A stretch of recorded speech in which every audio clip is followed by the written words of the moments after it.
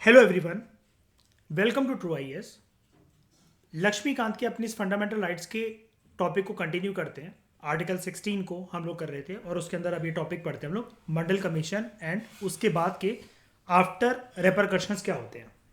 देखो, 1979 में मोरारजी देसाई की सरकार ये वाला जो टॉपिक है, और मैं आपको बता चुका हूं वैसे ओबीसी का जितना भी इशू है पोस्ट इंडिपेंडेंस में डिटेल से हम जानेंगे, क्योंकि यहां पर सिर्फ लक्ष्मीकांत में लिख देने से ये कुछ नहीं होता, इसके पीछे बहुत सारी राजनीति इन्वॉल्व थी। उस राजनीति को पोस्ट इंडिपेंडेंस से समझेंगे, लेकिन यहां पर जितना दे रखा है तो आपका एक बेस बन जाएगा। फिर चाहे आप पोस्ट इंडिपेंडेंस पहले पढ़ लो या पोस्ट इंडिपेंडेंस को आने के बाद यहां पर पढ़ लो, तो यहां पर आपका पॉलिश हो जाएगा पूरी तरीके से topic.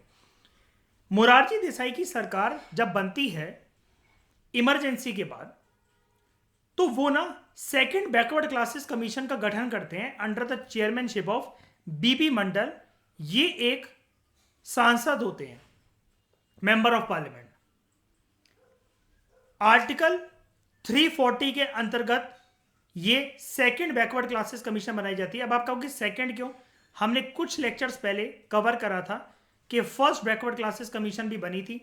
It was appointed in 1953 under the chairmanship of काका कालेलकर कमीशन, हम लोग इसको कहते थे। और इस कमीशन ने अपनी रिपोर्ट 1955 में सौंपी थी सरकार को। सेकेंड बैकवर्ड क्लासेस कमीशन बनी बीपी मंडल जी की अध्यक्षता में। बीपी की फुल फॉर्म होती है बिंदेश्वरी प्रसाद मंडल, ठीक है। इसका एम क्या था? एम मतलब मैंडेट।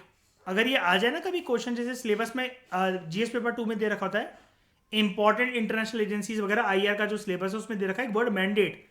मैंडेट का मतलब ये होता है कि कोई भी चीज का कभी गठन होता है ना, कभी चाहे इंटरनेशनल लेवल पर चाहे लोकल लेवल पर, वो किस उद्देश्य के साथ गठन होता है किसी भी चीज का। मैंडेट क्या होता है उसके पीछे, क्यों बनाया गया उसको, क्यों कॉन्स्टिट्यूट करा गया। तो ये जो कमीशन जो बनाई गई इसके पीछे मैंडेट क्या था? जो सोशली और एजुकेशनली बैकवर्ड क्लासेस हैं उनकी कंडीशंस को इन्वेस्टिगेट करना, वही वाली चीज है जो फर्स्ट बैकवर्ड क्लासेस कमीशन को जो मैंडेट दिया गया था वही इसका था। और कुछ मेजर सजेस्ट करना था कि उनकी एडवांसमेंट कैसे हो सके। इस कमीशन ने अपनी रिपोर्ट सौंपी 1980 में, एक ही साल के अंदर। 79 में गठन हुआ, 80 में रिपोर्ट दे दी। और इस कमीशन में आइडेंटिफाई करा गया, यूपीपीएससी ऐसे फैक्चुअल सवाल पूछता है 3760, 3740, 3741, 3743 के इनमें से बीपी मंडल की जो कमीशन, ये जो मंडल कमीशन बनी थी उसमें कितनी कास्ट को as socially and educationally backward classes identify करा गया था। ये चीज इंपॉर्टेंट हो जाती है क्योंकि ये चीज बार बार नहीं होती रहती हमारे देश में, ठीक है। तो ये नंबर आपको याद रखना पड़ेगा। 3743 कास्ट आइडेंटिफाई करी गई थी, ओके। और स्पेशली अगर आप में से कोई सुनने वाला डिस्कशन ये कोई ओबीसी है तो उसे तो आप ये मान लो कि मुंह जुबानी ये चीज याद होनी चाहिए। अब ये कमीशन ने रिपोर्ट प्रस्तुत करते हुए एक एनालिसिस ये भी दी। इस कमीशन ने सरकार के सामने कुछ आंकड़े और एनालिसिस ये रखे है कि ये जो 3743 कास्ट है ना, ये नियरली पूरी भारत की जनता का 52% कॉम्पोनेंट है, एक्सक्लूडिंग एससी एंड एसटी। इनको हटाकर 52% जनसंख्या जो है ये 3743 कास्ट ऑक्यूपाई करती है। और कमीशन में रिकमेंड करा, इस कमीशन ने ये रिकमेंड करा अपनी रिपोर्ट में 1980 की रिपोर्ट में कि हम ये बोलते हैं आपको, सरकार आपको हम ये बोलना चाहते हैं कि आप ना इनको अगर आरक्षण देना चाहते हो ओबीसी को सरकारी नौकरियों के लिए, तो उसका जो अपर लिमिट जो मैक्सिमम कैप है वो 27% करना, कि 27% आरक्षण दिया जा सकता है इनको, कंसिडरिंग कि इनकी जो नंबर ऑफ कास्ट है वो लगभग 3500 से भी ऊपर है। और एग्जैक्ट अगर हम लोग बोले तो 3743 कास्ट है, ताकि जो टोटल रिजर्वेशन है सबके लिए, एसटी एससी एंड ओबीसी, यानी कि जो वर्ड रिजर्वेशन है हमारे देश में, टोटल रिजर्वेशन चाहे फिर वो किसी के लिए भी हो, वो सिर्फ 50% हो मैक्सिमम, उससे ज्यादा एक्सीड नहीं करना चाहिए, वरना it will be declared as null and void by the supreme court. अब ऐसा क्यों? सरकार तो अगर रिजर्वेशन पे है तो सरकार तो वोट बैंक पॉलिटिक्स के लिए तो सबको ही रिजर्वेशन देते, हर एक पार्टी ये वादा करते अपने इलेक्शन मैनिफेस्टो में हम अगर पावर में आएंगे कि रिजर्वेशन ही रिजर्वेशन सबको मिलता रहेगा। लेकिन फिर बाकी जो जनरल जो जनसंख्या वो कहां जाएगी फिर देश की? 1963 में सुप्रीम कोर्ट ने एक रूलिंग दी थी कि अगर गवर्नमेंट जॉब्स के अंदर मोर देन 50% रिजर्वेशन अगर देखने को मिलती है ना सिंगल ईयर, वो अनकॉन्स्टिट्यूशनल माना जाएगा, नल एंड वॉइड डिक्लेयर कर दिया जाएगा।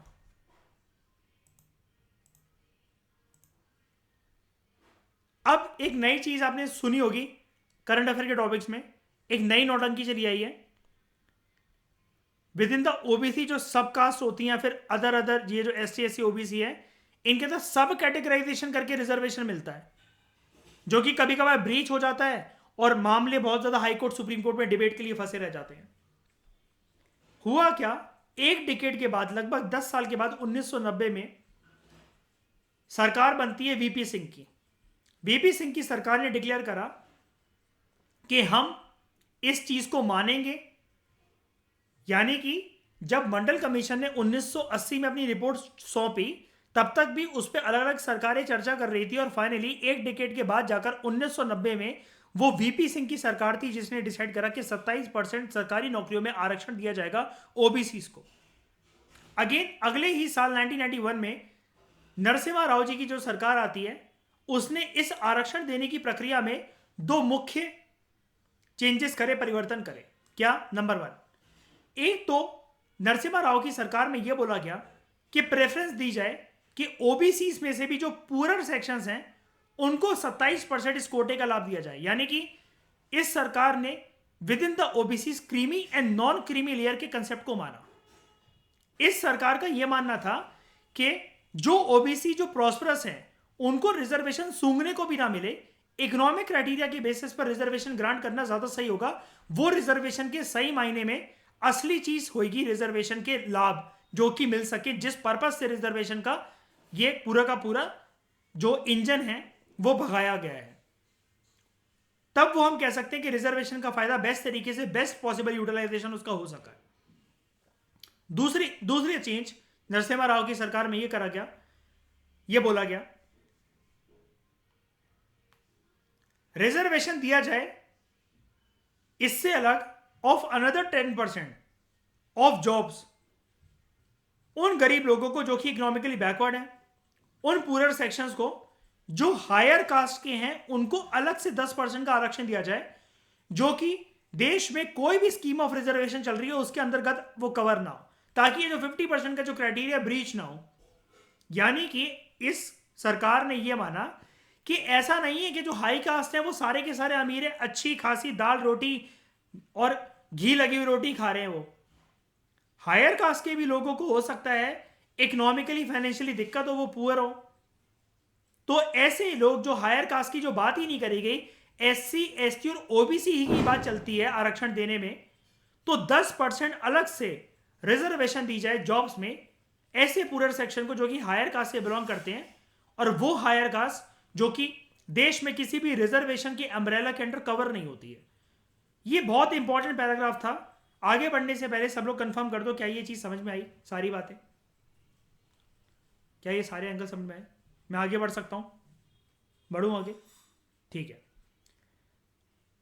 एक सेकंड रुकना, थोड़ी ब्राइटनेस बढ़ाते हैं इसकी। In the famous Mandal case 1992, क्या था ये? एक्चुअली ये केस था Indira Sawhney versus union of India case 1992। Famous इसको मंडल केस के नाम से बोला जाता है, मंडल कमीशन का केस।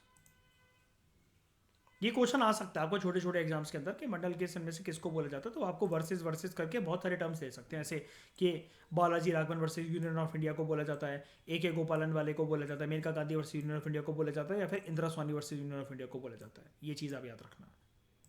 ओके, लक्ष्मीकांत को तो टाइम टू टाइम रोज एक रात को सोने से पहले एक अपना क्राइटेरिया बना लिया करो कि रोज इसके 4 पेज पढ़ के सोना ही है, तब जाके लक्ष्मीकांत ये कवर होगी। कि कुछ भी करो कि भैया रात को लेकिन सोने से पहले चाहे शरीर टूट रहा हो, चाहे कितनी भी तबीयत खराब हो, एक क्राइटेरिया बना लो कि 4 पेज पढ़ के सोना ही है, और उसमें से कुछ जो इंपॉर्टेंट फैक्ट्स हैं कॉपी पेन लेकर बैठे हैं उनको लिखकर सोना ही है। आगे का भले ही मत करो, मतलब मुझसे आगे भले ही मत भागो, लेकिन जितना करते हुए आए उतना करो। आप ये सोच रहे हो कि आगे बढ़ते चलेंगे और पुराना याद रह लेगा, तो आपकी मेमोरी आपको धोखा दे रही है, ऐसा नहीं होता है। लक्ष्मीकांत नीड्स इंटेंस रिवीजन, लेकिन रिटर्न ऑन इन्वेस्टमेंट बहुत अच्छे होते हैं लक्ष्मीकांत के। In the famous Mandal case, the scope and extent of article 16 clause 4 क्या है ये 16 क्लास 4, जो कि ये प्रोवाइड करता है जॉब्स के लिए reservation in favour of backward classes. इसको सुप्रीम कोर्ट ने इंदिरा सोनी जजमेंट में बहुत थॉरली एग्जामिन करा, एनालिसिस करा इसका बहुत थॉरो तरीके से। हालांकि कोर्ट ने जो कि ये नरसिम्हा राव जी की सरकार ने जो ये बात बोली ना, तो इसका ये चीज़ ना चैलेंज हो गई थी। कौन सी वाली बात? ये अलग से 10% आरक्षण देने की बात उन पुअर सेक्शंस को जो कि हायर कास्ट से बिलोंग करते हैं, इसको ना कोर्ट ने साफ तरीके से रिजेक्ट कर दिया कि नहीं जी, एडिशनल रिजर्वेशन 10% की पुअर सेक्शंस को देना ऑफ हायर कास्ट, ये एक प्रकार से उल्लंघन करता है उस चीज का कि कोर्ट ऑलरेडी बोल चुका है कि टोटल आरक्षण किसी भी तरह की, अगर वो किसी भी तरह की, वो 50% से ज्यादा नहीं हो सकती, तो 50% से ज्यादा चाहे वो भले ही ST SC OBC को कवर करके हो जाती है, लेकिन इसके बियॉन्ड का नहीं दी जा सकती, तो वो नहीं दी जा सकती। हालांकि कोर्ट ने रिजेक्ट तो कर दिया कि एडिशनल 10% की जो आरक्षण की जो बात है वो सही नहीं है for the poor section of the higher caste, लेकिन कोर्ट ने कॉन्स्टिट्यूशनल वैलिडिटी मानी। 27% जो सरकार ने जो प्रस्ताव एक्सेप्ट कर लिया ना ओबीसी के लिए, इसको कोर्ट ने सही करार दिया। हालांकि 27% बहुत ज्यादा था एज कंपेयर टू कि रिजर्वेशन के सिर्फ एक डेकेड पहले 1979 में ही तो बनाया ना सरकार ने इस कमीशन को, कि एक डेकेड पहले कमीशन जो गठन हुई वो आइडेंटिफाई करती है कि नंबर ऑफ कास्ट हमारे देश में इतनी है, और उसने रिकमेंडेशन दी कि 27% आरक्षण इनके लिए होनी चाहिए, और सरकार ने इतनी स्मूथली इसको एक्सेप्ट कर लिया। वीपी सिंह की गवर्नमेंट ने इसको एक्सेप्ट करा था। नरसिम्हा राव जी की सरकार ने इसके अंदर 2 मेजर चेंजेस करे थे कि इकोनॉमिक क्राइटेरिया के बेसिस पर देना चाहिए और 10% अलग से रिजर्वेशन देना चाहिए। नरसिम्हा राव जी की इस वाली बात को तो कोर्ट ने खारिज कर दिया, लेकिन वीपी सिंह के इस 27% वाले आरक्षण के डिसीजन को और नरसिम्हा राव जी के इस 27% वाले सेम ही बात है उसके आरक्षण को सुप्रीम कोर्ट ने वैलिड करार दिया। दैट मीन सुप्रीम कोर्ट का ये बोलना था ये कहीं से भी अनकॉन्स्टिट्यूशनल नहीं है, ये चीज ठीक है। लेकिन सुप्रीम कोर्ट ने कुछ एक सर्टेन कंडीशन रखी कि किन कंडीशंस में सरकारें जो हैं ये 27% का आरक्षण दे सकती हैं ओबीसी को, इसके लिए कुछ कंडीशंस फॉलो करनी होंगी। अब ये कंडीशंस को सुनना बहुत इंपॉर्टेंट है। 5 कंडीशंस हैं, ये इंपॉर्टेंट है, ये प्रीलिम्स और मेंस दोनों के लिए इंपॉर्टेंट है, कॉमन है। जो एडवांस सेक्शंस है ना अमंग द ओबीसी, जैसा कि मतलब नरसिम्हा राव जी की सरकार ने बोला था कि ओबीसी के अंदर जो रिच सेक्शंस हैं उनको आरक्षण देने का कोई मतलब ही नहीं बनता। जस्ट बिकॉज वो ओबीसी है तो कोई आरक्षण देने का मतलब नहीं बनता। तो सुप्रीम कोर्ट ने ये चीज साफ कर दी कि जो एडवांस सेक्शंस है जो कि क्रीमी लेयर है विद इन द ओबीसी, उनको एक्सक्लूड कर जाएगा from the list of beneficiaries of reservation. दूसरी बात सुप्रीम कोर्ट ने क्या बोली, कोई भी रिजर्वेशन ना गवर्नमेंट जॉब्स में, कॉलेज यूनिवर्सिटीज वगैरह में, इन सब में तो दे दिया जाए, लेकिन प्रमोशंस में ना दिया जाए। रिजर्वेशन जो है सिर्फ इनिशियल अपॉइंट में दिया जाए, यानी कि फॉर एग्जांपल प्रीलिम्स को क्लियर करने के लिए अगर 100 नंबर जनरल कैटेगरी वालों को चाहिए तो ओबीसी वालों के लिए 95 नंबर कर दिए जाए। लेकिन ऐसा ना हो कि अगर मैं आईएएस बना हूं और कोई मेरे साथ ओबीसी अगर आईएएस बना है तो मुझे लवासना की ट्रेनिंग से लेकर डिस्ट्रिक्ट मजिस्ट्रेट बनने में अगर 5 साल लग रहे हैं, तो इसके साथ ऐसा ना हो कि इसको 3 साल में ही डिस्ट्रिक्ट कलेक्टर बना दिया जाए। ये वाली बात क्या सबको समझ में आई कि मैं फिर से बोलूं एक बारी? प्रीलिम्स की कट ऑफ कम रखी जा सकती है हम दोनों के लिए। सेम पेपर में बैठे हैं एक मैं और एक पर्सन जो कि ओबीसी से बिलोंग करता है, उसके लिए मार्क्स ये होंगे कट ऑफ 95% में उसका प्रीलिम्स क्लियर हो जाएगा, मेरा 100 नंबर में क्लियर हो जाएगा। ये सारी बातें तो ठीक है, लेकिन जब हम दोनों आईएएस बन गए और लवासना में ट्रेनिंग ले रहे हैं, तो मेरी लवासना की ट्रेनिंग से लेकर जब मुझे डिस्ट्रिक्ट कलेक्टर की पोस्ट मिल रही है तो उसमें 5 साल का समय लग रहा है मुझे। लेकिन किसी ओबीसी के साथ ऐसा ना हो कि हम लोग सेम बैच के थे, सेम दिन पर लवासना की ट्रेनिंग कंप्लीट करी और मुझे 5 साल लगे डिस्ट्रिक्ट कलेक्टर बनने में और उसको 3 साल में ही बना दिया गया सरकार के द्वारा डिस्ट्रिक्ट कलेक्टर। ये है प्रमोशन के अंदर रिजर्वेशन जो कि नहीं दी जाएगी, ये सुप्रीम कोर्ट ने बोला। क्या ये वाली बात सबको क्लियर हुई?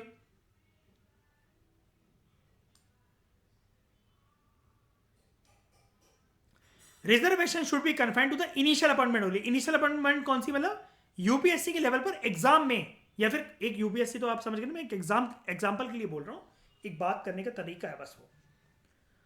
और कोई भी जो एग्जिस्टिंग रिजर्वेशन है ना, मतलब जो उस जमाने में, जैसे सुप्रीम कोर्ट ने बोला कि अब सरकारें देती चली हुई आई थी और अभी अभी ये 27% वाली बात ये 1992 में अभी मानी गई है। तो सुप्रीम कोर्ट ने बोला अगर कोई भी प्रमोशंस, सॉरी रिजर्वेशन, प्रमोशंस के अंदर अगर जो अभी चल रही है ना, वो आने वाले 5 साल तक और कंटिन्यू रह सकती हैं। अब आने वाले 5 साल मतलब ये 5वां साल कौन सा, जब से सुप्रीम कोर्ट के पास ये इंदिरा स्वानी केस आया था 1992 में। सुप्रीम कोर्ट ने बोला कि अभी जो अगर प्रमोशन के अंदर के मतलब ऐसा कोई पर्सन है, एक ऐसा आईएएस जिसको 3 साल में डिस्ट्रिक्ट कलेक्टर बना दिया गया और जनरल कैटेगरी वाले को 5 से 7 साल लग रहे हैं, अगर ऐसी कोई प्रक्रिया चल रही है वेरियस जॉब्स में, तो बस वो 1997 तक मतलब वो रहेगी। 1997 के बाद ही हट जाएगी। इसका मतलब फिर कल को अगर हम सेम बैच के लोग हैं और कल को अगर 10 साल के बाद हमें सेक्रेटरी बनना है, तो ऐसा नहीं होगा फिर कि ये डिस्ट्रिक्ट कलेक्टर जल्दी बन गया था तो सेक्रेटरी मैं 10 साल में बन रहा हूं तो ये 5 साल या 7 साल में सेक्रेटरी बन जाएगा। नहीं, 1997 के बाद ये चीज ना खत्म कर दी गई कि अब किसी भी तरीके का रिजर्वेशन प्रमोशंस के अंदर तो नहीं होगा। और जो एग्जिस्टिंग चला भी आ रहा है, फॉर एग्जाम्पल ऐसे पर्सन को लाभ मिल गया था कि ये 3 साल के अंदर डिस्ट्रिक्ट कलेक्टर बन गया था, लेकिन अब फ्यूचर में अगर इसे सेक्रेटरी बनना है तो 1997 के बाद अब ये सेक्रेटरी इतनी जल्दी नहीं बन सकता, क्योंकि अब रिजर्वेशन इसको प्रमोशन में नहीं दी जाएगी। जितने इसने लाभ उठाने थे वो पहले तो उठा लिए। क्या ये वाली बात समझ में आई सबको? इसका दूसरा एंगल। अगला, इसको रिवाइज करना है आप लोगों ने बहुत अच्छी तरीके से, लेकिन वरना सब कुछ भूल जाओगे, ये सब कुछ बेकार हो जाएगा वरना। टोटल रिजर्व जो कोटा है वो 50% से ज्यादा एक्सीड नहीं करना चाहिए except in some extraordinary situation. देखो सुप्रीम कोर्ट एक बात क्लियर कर दी कि देखो जो एडिशनल 10% रिजर्वेशन की देने की आप ये बात कर रहे हो, ये हमें जमी नहीं, हायर कास्ट के लोगों के लिए जो कि और किसी रिजर्वेशन स्कीम्स के अंदर कवर्ड नहीं है। सुप्रीम कोर्ट ने बोला आपका उद्देश्य तो बहुत अच्छा था, नरसिम्हा राव की सरकार को बोला, लेकिन उन्होंने बोला कि ये चीज़ अभी प्रैक्टिकली पॉसिबल नहीं है। तो जब भी सुप्रीम कोर्ट से क्रिस क्वेश्चन करा गया रिव्यू पिटीशन वगैरह डालकर उस टाइम पर इंदिरा स्वानी केस के अंदर कि क्या ये 50% की जो लक्ष्मण रेखा है, ये जो आपने जो इसको अपर सीलिंग अपर लिमिट कर रखा है, क्या इसको कभी भी नहीं लांघा जा सकता, कभी भी इसकी लाइन टो नहीं करी जा सकती, क्रॉस नहीं करी जा सकती? तो सुप्रीम कोर्ट ने बोला मैं इसके लिए सिर्फ एक ही बात बोलना चाहूंगा, एक्स्ट्रा ऑर्डिनरी सिचुएशन। और ये रूल हर साल अप्लाई होगा कि एक्स्ट्रा ऑर्डिनरी सिचुएशन वो किस साल में है, तब जाकर इस 50% की लक्ष्मण रेखा को ब्रीच करा जा सकता है। कि अगर लगे कि कुछ कास्ट ऐसी है कि जिनको रिजर्वेशन देना बनता ही बनता है वरना उनका बहुत नुकसान हो जाएगा, तो एग्जिस्टिंग रिजर्वेशन वालों को तो नहीं हटाया जा सकता उस बास्केट से। लेकिन अगर कोई नई कास्ट अगर या किसी को नई रिजर्वेशन देनी है और जो कि इस 50% की मर्यादा को जो तोड़ रहा है, तो वो मर्यादा का तोड़ना उचित होगा उसको, लेकिन वो सर्कमस्टांसेस एक्स्ट्रा ऑर्डिनरी होनी चाहिए। अब एक जो मैं पॉइंट बोलने जा रहा हूं, ये इस पूरी डिस्कशन का सबसे इंपॉर्टेंट पॉइंट है, सबसे इंपॉर्टेंट पॉइंट।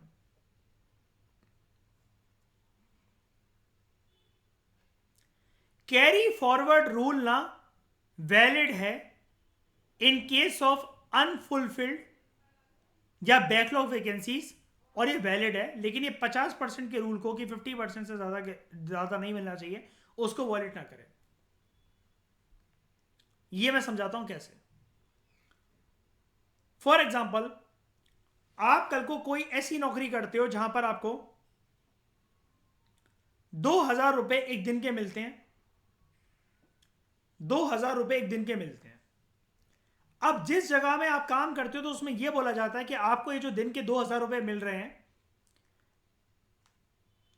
आप इसमें कुछ भी खा लो पी लो कुछ भी कर लो, लेकिन मैक्सिमम आप 2,000 रुपए ही खर्च कर सकते हो। ये मैक्सिमम लिमिट है आपकी, आपको इतने ही दिए जाएंगे हमारे ऑफिस से, हमारी कंपनी से, हमारे विभाग से, 2,000 रुपए डेली के।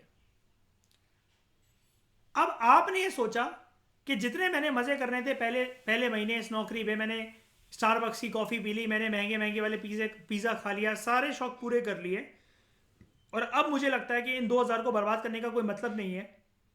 10 दिन भी अगर मैं इसको जोड़ लूं, 10 दिन भी अगर मैं इसको जोड़ लूं तो मेरे 20,000 रुपए हो जाएंगे। तो आपने जाकर ऑफिस में किसी से पूछा कि सर ये जरूरी थोड़ी ना कि मैं 2,000 रुपए खर्च कर लूं, 10 दिन तक अगर मैं इसका जोड़ता रहूं या जोड़ती रहूं तो क्या मुझे 20,000 रुपए एक साथ नहीं मिल जाएंगे? तो वो ऑफिस के मालिक ने आपको बोला, सॉरी मिस्टर या sorry miss, carry forward rule इस चीज में एप्लीकेबल नहीं है। आप 2,000 रुपए का या तो पूरा खा लो या 2 रुपए का खा लो, वो पैसे नेक्स्ट दिन के लिए कैरी फॉरवर्ड नहीं होंगे। अब दूसरी बात करते हैं। दूसरी सिचुएशन ये है कि सिचुएशन वही है, 2,000 रुपए मिलते हैं, आप चाह रहे हो कि आप पैसे बचा लो और आप जाकर फिर से गए कि 20,000 रुपए मुझे दे देना 10 दिन के बाद, मुझे कुछ नहीं खाना पीना। और आपने उनको समझाया कि सर बात तो एक ही है ना। अब अगर आप ये कंडीशन रखोगे कि कैरी फॉरवर्ड रूल नहीं है तो मैं तो नहीं भी नीड होगी तभी मैं मंगवाऊंगा, आप क्यों पैसे बर्बाद कर रहे हो, आप वो मुझे दे दो, मेरे काम आ जाएंगे। तो दूसरी सिचुएशन के अंदर पर्सन की बात मान ली गई और हर 10वें दिन या फिर हर 20 दिन में 40,000 या हर 30 दिन में 60,000 रुपए ये extra expenses apart from the salary आप ये जोड़ लेते हो। आपने खर्चा नहीं करा, आपने कहा नहीं भाई मुझे कुछ नहीं खाना, मैं पानी पीकर घर से टिफिन लाकर खुश हूँ, मुझे कुछ खर्चा नहीं करना, 10 रुपए का कुछ नहीं खाना पीना मुझे, 2,000 रुपए का कुछ नहीं खाना पीना मुझे। अब इसको अप्लीकेबल करो, इसको अप्लाई करो। यहां पर क्या कर दिया आपके बॉस ने, आपको कैरी फॉरवर्ड रूल अलाउ कर दिया कि 2,000 रुपए जो है अगर आप 2 दिन तक नहीं खाते तो आपके वो 4,000 रुपए बन जाएंगे, 3 दिन तक अगर आप यूज नहीं करते तो 6,000 रुपए बन जाएंगे। तो कैरी फॉरवर्ड रूल जो है ये अलाउ करा गया, जैसा कि आपको अलाउ करा गया कि 10 दिन के बाद 20,000 रुपए ले लो। लेकिन यह बोला गया कि अब कैरी फॉरवर्ड रूल कैसे, फॉर एग्जाम्पल ये एसटी एससी और ओबीसी का आरक्षण साल 2022 में अलग अलग गवर्नमेंट जॉब्स वगैरह में जितने में वो था वो करा जाना था, तो ऐसा देखा कि लगभग देश में 100 करोड़ लोगों को आरक्षण मिलना है। लेकिन 2022 में यह देखा गया कि 90 करोड़ जो सीटें थी आरक्षित रिजर्वेशन वाली, उस पे 90 करोड़ ही भर्तियां हो सकी हैं। या करोड़ों को हटाओ, सिंपल सा एक down to earth example use करते हैं। 100 लोगों के लिए सीट है आरक्षित, 90 लोग ही भर्ती हो सके, यानी कि बचा कितना, 10 सीट अभी भी वेकेंट है। तो क्या ये वैकेंसी साल 2023 में वैलिड होगी? तो सुप्रीम कोर्ट ने बोला जी हाँ वैलिड होगी, लेकिन एक बात का ध्यान रखना, ये जो अपर सीलिंग है ना 50% का रूल, ये इसको ब्रीच ना करे कि वो रिजर्वेशन जो आप खींच कर ला रहे हो, फॉर एग्जांपल कि 10 सीटें फुलफिल नहीं हो सकी साल 2019 में, 2020 में, 2021 में, 2022 में, अब ये जो सीटें हैं 30, 50, 60, 70, ये 70 सीटें तो वो हैं जो कि प्रीवियस ईयर की वैकेंट पड़ी हुई हैं, प्लस इसके अलावा कुछ XYZ करंट सीटें भी होंगी। लेकिन ये सारी आरक्षित सीटें जो होंगी जो करंट ईयर में, ये वाली बात का ध्यान रखना, ये सरकारों को समझाया गया कि ये 50% का जो अपर सीलिंग है, अपर कैप है, इसका उल्लंघन ना हो। कि ऐसा नहीं कि आप ये जो 70 सीटें पीछे से खींच कर ला रहे हो, आपने उस वैकेंसी और करंट सीटों को फुलफिल करने के लिए आपने टोटल आरक्षण 80% का क्रिएट कर दिया। ऐसा नहीं होना चाहिए। 51% भी नहीं हो सकता, 51% तो छोड़ो, 50.1% भी नहीं हो सकता वो चीज। क्या ये वाला पॉइंट सबको समझ में आया? कैरी फॉरवर्ड रूल ये क्वेश्चन क्योंकि आ सकता है, यूपीएससी ऐसे सवाल कभी नहीं पूछता है, छोटे एग्जाम्स में आ सकता है, स्टेट पीएससी वगैरह जैसे, कि क्या कैरी फॉरवर्ड रूल अलाउ है हमारे देश में रिजर्वेशन के कंटेक्स्ट में, क्या सुप्रीम कोर्ट ने ऐसा कुछ बोला था? तो एग्जाम में बैठ के आपको सोचना ना पड़े, इस वजह से मैंने बताया। क्या बताओ सब लोग, समझ में आया? आगे बढ़ो। उसके बाद लास्ट चीज सुप्रीम कोर्ट ने बोली, एक परमानेंट स्टैट्यूटरी बॉडी का गठन होना चाहिए कि अगर, अब ये हो सकता है ना कि 50.1% सीट हो गई हो, 80% हो गई हो या उससे कम हो गई हो, कैरी फॉरवर्ड जो है वो अप्लाई होना हो, कैसे होना हो, इसके लिए सुप्रीम कोर्ट ने बोला एक परमानेंट स्टैट्यूटरी कमीशन का गठन होना चाहिए, ये देखने के लिए कि ओबीसी की लिस्ट में जिसके लिए आरक्षित सीटें हैं उनका ओवर इंक्लूजन 50% से ज़्यादा या 50% से कम तो नहीं हो रहा, क्या फेयर तरीके से हो रहा है? क्या ऐसा तो नहीं कि आरक्षित सीटें भरी जानी थी, वो लोग अवेलेबल भी थे, लेकिन फिर भी सरकार ने 90 ही सीट भरी साल 2020 में एज कंपेयर टू 100 सीटों के लिए जब आरक्षण अवेलेबल था। इस प्रकार की समस्या को दूर करने के लिए सुप्रीम कोर्ट ने बोला एक परमानेंट स्टैट्यूटरी बॉडी होनी चाहिए। और ये स्टैट्यूटरी बॉडी का मतलब ये होता है, मैं आपको बता चुका, स्टैट्यूट का मतलब होता है एक एक्ट, और स्टैट्यूटरी बॉडी का मतलब पार्लियामेंट के एक्ट की मदद से जो एक बॉडी का ऐसा गठन करा जाएगा ये। और क्या ऐसी कोई बॉडी बनाई गई है हाल फिलहाल में? क्या बन गई है हमारे देश में ऐसी कोई body?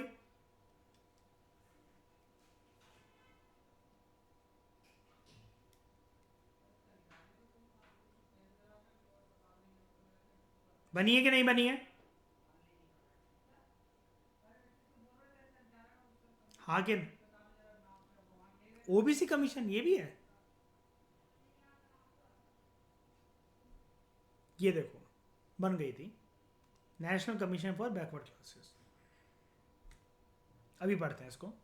With regard to above rulings of the supreme court, government ने क्या क्या बोला? गवर्नमेंट ने बोला जी हाँ हम समझ गए, आपने हमें पंचशील के एग्रीमेंट की तरह 5 पॉइंट हमारे सामने प्रस्तुत करे हैं, हम इन पे खरे उतरेंगे। तो सबसे पहले सरकार का क्या था डिसीजन? अब ये क्वेश्चन ना, इस प्रकार का क्वेश्चन आ सकता है यूपीएससी वगैरह में कि हमारे देश में ओबीसी की रिजर्वेशन के मामले में सुप्रीम कोर्ट ने क्या क्या गाइडलाइंस पेश करी, और उन गाइडलाइंस को आप क्या समझते हो कि सरकार ने कितनी अच्छी तरीके से निभाया? तो आप ये 5 गाइडलाइन लिखोगे, उसके बाद ये लिखोगे कि इन गाइडलाइन को सुनने के बाद सरकार के क्या कदम थे। डिट्टो आपको एक कॉपी पेस्ट कर देना है। सरकार ने क्या करा? सुप्रीम कोर्ट ने एक पॉइंट बोला था ना, क्रीमी लेयर वाली बात, कि ये देख लेना क्रीमी लेयर को फायदा ना मिले। तो सुप्रीम कोर्ट ने, सॉरी सरकार ने एक रामानंदन कमेटी बनाई ये आइडेंटिफाई करने के लिए कि क्रीमी लेयर कौन है ओबीसी में से। और इसको बोला गया कि ओबीसी में से जो ये कास्ट पूरी आइडेंटिफाई करी गई थी 3743, इन सब में से क्रीमी लेयर के जो लोग हैं उनको आइडेंटिफाई करो जिनकी प्रॉपर्टी या इनकम इतने इतने से ऊपर है। और इसने अपनी रिपोर्ट सबमिट करी 1993 में, जिसको एक्सेप्ट कर लिया गया। सुप्रीम कोर्ट ने लास्ट पॉइंट ये बोला था कि परमानेंट स्टैट्यूटरी बॉडी यानी कि पार्लियामेंट के एक्ट की मदद से एक ऐसी बॉडी बनाई जानी चाहिए जो ये देखे कि परमानेंट जो 50% जो आरक्षित सीटें हैं उनमें ओवर इंक्लूजन या अंडर इंक्लूजन की समस्या ना पैदा हो। तो इसके लिए सरकार ने national commission for backward classes का गठन करा 1993 में। और मैंने जैसा कि बोला, सुप्रीम कोर्ट ने बोला था स्टैट्यूटरी बॉडी होनी चाहिए, तो सरकार ने पार्लियामेंट की एक्ट की मदद से इसको गठन करा था। ये वाली बात इसलिए ज़रूरी है क्योंकि सारी स्टेटमेंट अगर हो सकता है, स्टेटमेंट वाला क्वेश्चन अगर प्रीलिम्स के अंदर आए या इंटरव्यू में आपको फंसाने की कोशिश करे वो, कि क्या ये रेगुलेटरी बॉडी थी, नॉन स्टैट्यूटरी थी, क्वासी जुडिशल थी, एग्जीक्यूटिव बॉडी थी, कैसी थी। तो आपको ये चीज़ पता होनी चाहिए कि सुप्रीम कोर्ट ने जब ऑलरेडी बोल दिया गया था कि स्टैच्यूट यानी कि पार्लियामेंट के एक्ट की मदद से बननी चाहिए, तो वो स्टैट्यूटरी ही होगी। और सेम सरकार ने भी यही करा कि पार्लियामेंट में बिल पास करवाकर, एक्ट बनवाकर एक कमीशन का गठन करा, national commission for backward classes. इसकी रिस्पॉन्सिबिलिटी क्या थी, मैंडेट क्या था, जॉब क्या था, इसका टास्क क्या था?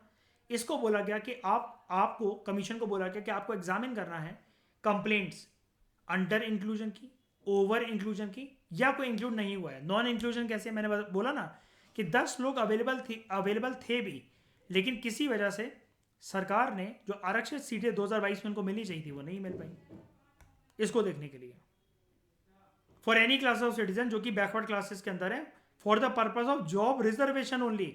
अब ये इसमें तंग करा जा सकता है आपको एग्जाम के अंदर, for the purpose of job reservation as well as job promotion.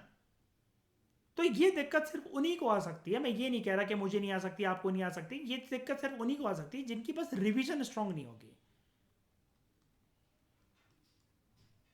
ये दिक्कत सिर्फ उन्हीं को आ सकती है। अगर यहाँ पर जॉब रिजर्वेशन एंड प्रमोशन लिखा हो तो पर्सन जल्दी जल्दी में टिक कर आ जाए, या पर्सन का ये चैप्टर अच्छे से पढ़ा ही ना हुआ हो। क्योंकि लोग कभी भी एक्सपेक्ट नहीं कर सकते कि फंडामेंटल राइट के चैप्टर में इतना डिटेल में हम जाकर घुसेंगे, लेकिन घुसना पड़ेगा, एक बार की बात है। और जैसा कि मैं बोलता हूँ कि लक्ष्मीकांत में सिर्फ 27 चैप्टर करने वाले होते हैं, और 27 चैप्टर को करने के बाद आपके बाकी जो टोटल जो बुक में 80 चैप्टर होते हैं वो ऑटोमेटिकली हो जाते हैं। अब ये गेम कैसे वर्क करता है, ये मेरे फाउंडेशन कोर्स में जादू है, वो आप देख लोगे आप ही आने वाले टाइम में। पैरेलल चैप्टर्स होते हैं जैसे constitutional bodies, non constitutional bodies, 3 दिन में सारी बॉडीज एक साथ खत्म। और वो भी कुछ बॉडीज कम से कम 19 या 27 बॉडीज गिवन है लक्ष्मीकांत के एंड में, वो ऐसी हो जाती हैं। कुछ अपेंडिक्स गिवन है, वो करने नहीं होते हैं हमें। तो बहुत सारे ऐसे चैप्टर्स हैं कि जो मतलब पैरेलली वर्क करते हैं। जैसे सुप्रीम कोर्ट अगर आपने कर लिया तो हाई कोर्ट और जो अदर कोर्ट्स के जो चैप्टर है वो कंप्लीट हो जाएंगे। आपने पार्लियामेंट कर लिया तो स्टेट लेजिस्लेचर कंप्लीट हो जाएगा। आपने प्रेसिडेंट कर लिया तो वाइस प्रेसिडेंट उससे कंप्लीट हो जाएगा। आपने प्राइम मिनिस्टर कर लिया तो चीफ मिनिस्टर कंप्लीट हो जाएगा, आपने central council of minister complete करी है तो वो स्टेट काउंसिल ऑफ मिनिस्टर का चैप्टर कंप्लीट हो जाएगा। तो पैरेलली बहुत सारे जो मैं इनको कहता हूँ मिरर चैप्टर्स, शीशे वाले चैप्टर्स के शीशे के अंदर अपनी रिफ्लेक्शन देखना, तो वो साइमल्टेनियसली कवर हो जाते हैं। पॉलिटी में गेम कैसे चलता है कि हमेशा पॉलिटी में जब भी कोई पॉलिटी एंड कॉन्स्टिट्यूशन जैसा कोई सब्जेक्ट उठाता है, उसे पहले देश के सेंट्रल लेवल से समझने को शुरू करना चाहिए। वैसे ही वर्क स्टेट लेवल पे होता है और वैसे ही लोकल लेवल पे होता है। बस यहाँ पर कुछ कुछ अथॉरिटीज और बॉडीज के सिर्फ नामकरण में फर्क होता है, सिर्फ उनके नाम चेंज हो जाते हैं और कुछ भी फर्क नहीं होता। लेटर 102nd अमेंडमेंट एक्ट जो था वो लाया गया 2018 में कॉन्स्टिट्यूशनल स्टेटस देने के लिए इस पर कमीशन के ऊपर और उसके फंक्शंस को एनलार्ज करने के लिए। और एक इस अमेंडमेंट के थ्रू 2018 में की गई इस अमेंडमेंट के थ्रू एक नया आर्टिकल 338 भी इंसर्ट करा गया कॉन्स्टिट्यूशन के अंदर। यानी कि पहले इसका स्टेटस, अब ध्यान से सुनना मेरी बात, पहले इसका स्टेटस स्टैट्यूटरी बॉडी था, अब इस स्टैट्यूटरी बॉडी तो थी, अब इसका स्टेटस एक कॉन्स्टिट्यूशनल बॉडी का बन चुका है। ये वाली बात। अगर आपको दो ऑप्शंस आ रहे हैं फॉर एग्जांपल अगर ऐसा हो जाए कि दो ऑप्शंस आ रहे हैं स्टैट्यूटरी बॉडी और कॉन्स्टिट्यूशनल बॉडी, अब क्या करोगे आप टेक? अगर कल को फ्यूचर में 2023-24 के फिल्म में अगर ये वाली चीज आए तो अब क्या करोगे टेक? Constitutional body. ठीक है, इसलिए यार कुछ कुछ सब्जेक्ट ऐसे होते हैं कि लोग कहीं कोई मुझसे कहते हैं कि आप सिलेबस इतना धीरे चला रहे होगा कि नहीं होगा। मैं क्या भगाऊं इसमें, बता दूं जरा, मैं कुछ एक्स्ट्रा बात कर रहा हूँ क्या? कुछ दूसरे सब्जेक्ट की तरह यहाँ पर क्या मजाक कर रहा हूँ क्या? मैं स्कोप ही नहीं है यहाँ पर, मैं कुछ ऐसा कुछ है क्या मैं जिसको ऊपर ऊपर से सिर्फ बता दूँ कि हाँ सरकार ने रामनंदन कमेटी बनाई, इसने रिपोर्ट प्रस्तुत करी, सरकार ने बैकवर्ड क्लासेस कमीशन बनाई, ये एक पहले स्टैट्यूटरी बॉडी थी, ये हटाया, 18 में अमेंडमेंट हुई और ये बन गई एक कॉन्स्टिट्यूशनल बॉडी। इसको याद रखना, चलते हैं आगे। इससे क्या समझ में आ जाएगा? ये तो ये वाली बात तो आप फिर खुद भी पढ़ सकते हो, आपको लेक्चर क्यों ले रहे हो? फिर डायरेक्ट टेस्ट ही ले लो फिर इसका। उसके बाद in order to nullify the ruling with regard to reservation and promotion, ठीक है, in order to nullify the ruling with regard to reservation and promotion. देखो अब सरकार की एक आदत होती है कि सुप्रीम कोर्ट ने कुछ बोला और सुप्रीम कोर्ट की बातों को डिफाई करने के लिए एक नया एक्ट लेकर आ गए। सुप्रीम कोर्ट ने बोला था कि प्रमोशन, ये लबासना वाली बात याद रखो कि मुझे बनाया गया 5 साल में डिस्ट्रिक्ट कलेक्टर और किसी मेरे ओबीसी कलीग को बना दिया गया 3 साल के अंदर ही अंदर, यानी कि 2 साल की लेवरेज दे दी गई उसे। प्रमोशन के अंदर सुप्रीम कोर्ट ने बोला था कुछ भी नहीं। और जो प्रमोशन अगर चली भी आ रही है 1997 के बाद, ये वाला पॉइंट देखो, 1997 के बाद वो खत्म हो जाना चाहिए। और ये 1997 कब से, आने वाले 5 सालों के अंदर खत्म हो जाना चाहिए। कब से? जब से इंदिरा सोनी केस आया 1992 का, मंडल केस आया। लेकिन इस चीज को नलीफाई करने के लिए कि सुप्रीम कोर्ट की वाली बात है फालतू है, ये तो क्या करना है इसका, तो सरकार ने क्या करा, 77th अमेंडमेंट एक्ट सरकार लेकर आई। अब अमेंडमेंट एक्ट तो सरकार ही लेकर आ सकती है, मतलब पार्लियामेंट ही लेकर आ सकता है। अमेंडमेंट एक्ट लाया गया पार्लियामेंट के अंदर 1995 के अंदर। और आप कह सकते हो यहीं से बगावत शुरू हो गई थी, मेरा पैदाइशी साल है ये, कि जो भी कोई अथॉरिटी कोई चीज बोलते तो बगावत शुरू करनी है। 1995 से देश में बगावत चल रही है और शुरुआत होती है मुझसे। यहां पर एक नई प्रोविजन ऐड करी गई इन आर्टिकल 16। क्या बोला गया इसमें? ध्यान से सुनना इस बात को। इसमें एम्पावर करा गया स्टेट को कि इसी, देखो अब सरकार मतलब सुप्रीम कोर्ट की बातों को हटाकर एक एक्ट लेकर आ रही है, उस एक्ट में अपनी लिए ही बातें बोल रही है। यानी कि मेरे बर्थडे पे मैं अपने आप को गिफ्ट दे रहा हूं और खुद उसको खोलने के ड्रामे कर रहा हूं। मैं कह रहा हूं वाओ ये क्या, ये किसने भेजा वाओ, जबकि मैंने खुद अपने आप को प्रेजेंट करके वो भेजा और कोरियर वाले से बोला तुम बोलना दिव्यांग दुबे के नाम से एक पार्सल आया है। It added a new provision in article 16 जिसने एम्पावर करा स्टेट को to provide for reservation in promotion. यानी कि वो चीज बरकरार कर दी गई। कुल मिलाकर बस बात यही कि रिजर्वेशन प्रमोशन को अलाउ करने की बात करी गई। अब लेकिन यहां पर देखो, यहां पर ये चीज देखो, सरकार मतलब सरकार ने इसे ना बिल्कुल एक्सट्रीम पर जाकर अप्लाई कर दिया। Reservation promotion of any services under the state, और ये भी चीज बोलती कि सिर्फ ओबीसी के लिए नहीं, इन फेवर ऑफ एससीज ऑल्सो जो कि एडिक्वेटली स्टेट सर्विसेज के अंदर रिप्रेजेंटेड नहीं है।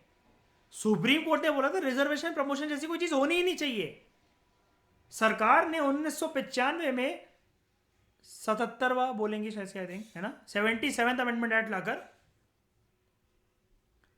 ये चीज ST SC पे भी लागू करती। अगेन 85th अमेंडमेंट एक्ट आता है साल 2001 में, और इसमें in case of promotion by virtue of rule of reservation for the government servant जो कि SC और ST से बिलोंग करते हैं, उसमें यह बोला गया कि जून 1995 से जब से 77th अमेंडमेंट एक्ट आया था, तो कॉन्सिक्वेंशियल सीनियरिटी के बेसिस पर भी प्रमोशन करा जा सकता है। यानी कि सरकार ने ना, मतलब सुप्रीम कोर्ट ने बोला था सुतली बम भी नहीं फोड़ना, सरकार ने रॉकेट उड़ा दिया।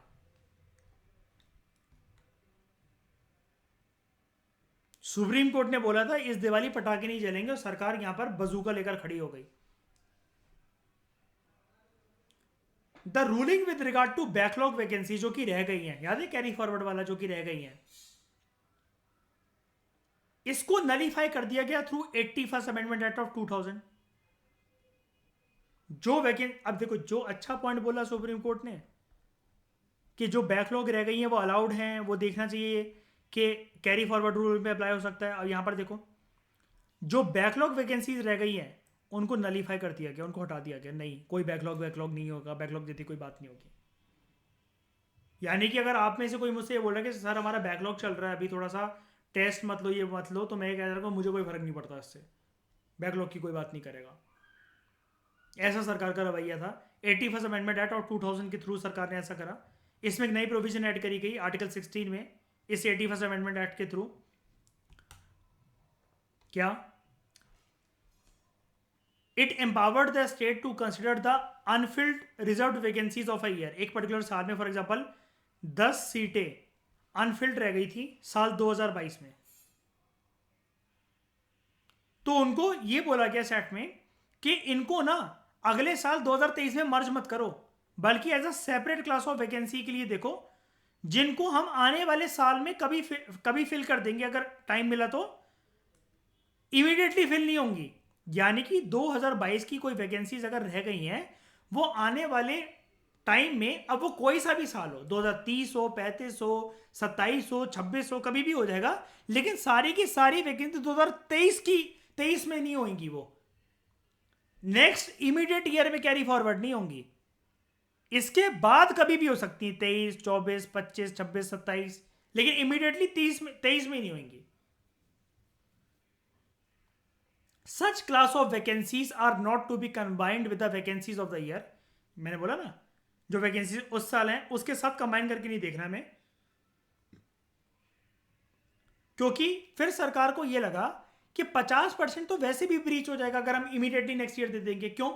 यार देखो ना, हर साल सरकार को यह ध्यान रखना पड़ता है कि 50% से ज्यादा ना हो। अब ये प्रीवियस ईयर की अगर खिंची चली है यहां पर, जो कि 1%, 2% अगर बची रह गई थी, ये तो फिर भी 50% की मर्यादा को लांघ देगा। तो सरकार ने बोला जिस साल कभी वैकेंसी और कम रह गई होंगी, वो रह गई होंगी, तो हम ये कैरी फॉरवर्ड का जो रूल है किसी और साल अप्लाई कर देंगे। लेकिन ये नहीं कह सकते कि इमीडिएटली नेक्स्ट ईयर ही हो जाएगा, कि जैसे न्यू ईयर लगेगा इसी साल करना है कुछ भी करके। In brief it ended the 50% ceiling on reservation in backlog vacancies, इसको खत्म कर दिया।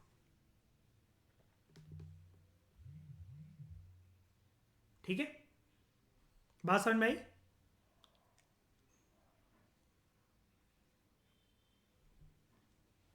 कि सरकार के ऊपर ये था ना कि सुप्रीम कोर्ट ने ये बोला था कि यार देखो अभी ये ध्यान रखना कि ये आप जो कैरी फॉरवर्ड रूल हो आप ये सारा अलाउ करो, but it should not violate the 50%। तो सरकार ने बोला सर ये 50% वायलेट होगा ही होगा, तो हम अपने ऊपर ये कंधे के ऊपर जिम्मेदारी लेकर नहीं चल रहे। मैंने ठेका नहीं लिया था कि ये लास्ट ईयर की फुलफिल नहीं हो सकी है, वो नहीं हो सकी हैं।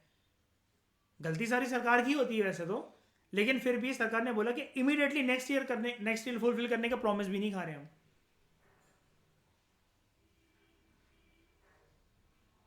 समझ गए? और लास्ट पॉइंट है जो 76th अमेंडमेंट एक्ट आया 1994 का, इसमें क्या बोला गया? It has place the Tamil Nadu reservation act of 1994, इसको 9th शेड्यूल में डाल दिया गया। और जब भी सरकार उस जमाने में कोई भी चीज 9th शेड्यूल में डालती थी ना, तो उसकी ना एक चीज होती थी कि उसका जुडिशियल रिव्यू नहीं होगा, यानी कि सुप्रीम कोर्ट उसे स्क्रूटनाइज नहीं करेगा, ये नहीं देखेगा उसे उठा करके ये कॉन्स्टिट्यूशन की मर्यादा को, लक्ष्मण रेखा को लांग रहा है कि नहीं लांग रहा है, क्रॉस कर रहा है कि नहीं कर रहा है। लेकिन याद रखना, साल 2018 में यूपीएससी ने उसने पूछा था, और आज के टाइम में जब हम आगे बढ़ेंगे अपने कोर्स में आप देखोगे 9th शेड्यूल तो क्या, एक मैंने थंब रूल बताया था आपको लक्ष्मीकांत में, 99% केसेस के अंदर, अगर आपने चैप्टर 2 से अगर डिस्कशंस देखी हो मेरी, 99% केसेस के अंदर जुडिशियल रिव्यू एप्लीकेबल होता है। सुप्रीम कोर्ट हर चीज स्क्रूटनाइज और रिव्यू कर सकती है। तो सरकार ने तमिलनाडु रिजर्वेशन एक्ट 1994 को 9th शेड्यूल में डाल दिया, इसको जुडिशियल स्क्रूटनी से प्रोटेक्ट करने के लिए। अब अगर यहां पर डाला है, जिसको ध्यान से सुनने की कोशिश करो, मेरी बात समझने की कोशिश करो, ऐसे किसी शेड्यूल में अगर एक अमेंडमेंट एक्ट के थ्रू किसी एक एक्ट को डाला सरकार ने, यानी कि दाल में कुछ काला है, यही तो बात है ना, दाल में कुछ काला है, आपकी नीयत साफ नहीं है, तभी तो आपने ब्लैक बॉक्स में किसी चीज को डाला। ये तमिलनाडु रिजर्वेशन एक्ट था क्या? 50% की मर्यादा को तो छोड़ो, 69% रिजर्वेशन दे दी थी 50% की सीलिंग को तोड़ते हुए। तो ऑब्वियसली बात है, फिर छुपाते हुए फिर रहते तो 9th शेड्यूल के अंदर डाल दिया। और ये चीज था क्या, ये चीज थी क्या? The Tamil Nadu backward classes, scheduled caste and scheduled tribe, reservation of seat in education institutions and appointment or post in services under the state 1994। ये सब तमिलनाडु स्टेट का एक एक्ट का नाम था। आपको ये याद रखने की जरूरत नहीं है, आपको यही याद रखने की जरूरत है कि तमिलनाडु का एक रिजर्वेशन एक्ट आया था। क्या ये चीज सबको क्लियर हुई? सारी चीजें, सारे points?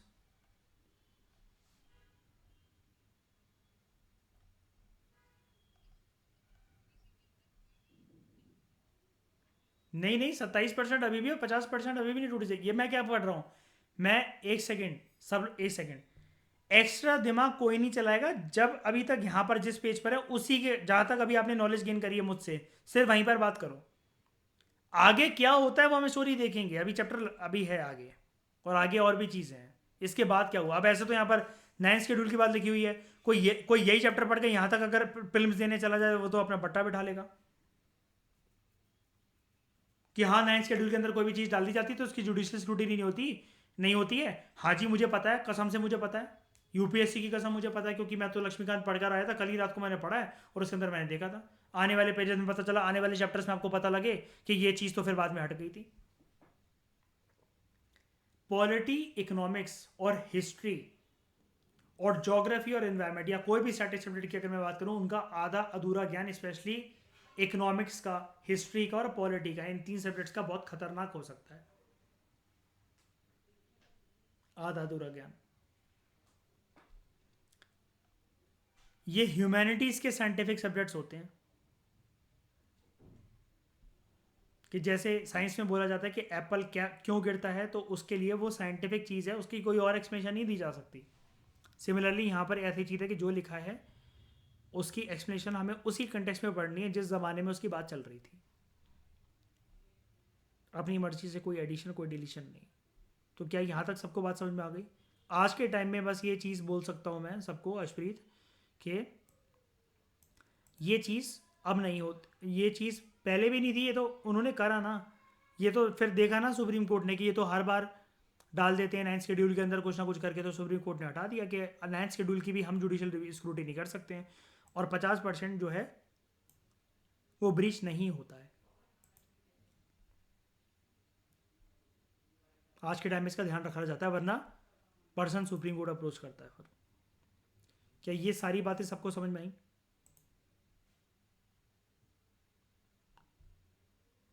Thank you very much for discussion.